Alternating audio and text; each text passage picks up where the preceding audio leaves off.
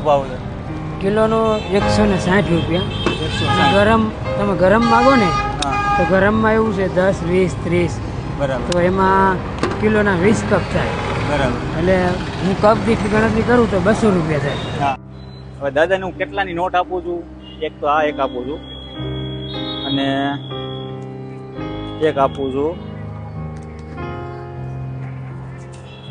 500 વાળી. હવે લેવાની છે મારે 30 રૂપિયાની સિંગ. હવે હું દાદાને લઉં છું ને મને કેટલા પાછા આપે એ જોવા. ભાઈને ખબર પડી જાય છે કે 20 વાળી છે કે 100 વાળી છે. 80 હાલ્યો 80 ભાઈ. 20 વાળી છે, 100 વાળી, 50 વાળી, એક ગમે એ નોટ આપો ખબર પડી જાય. Scan currency. 500 રૂપિયા છે. 500?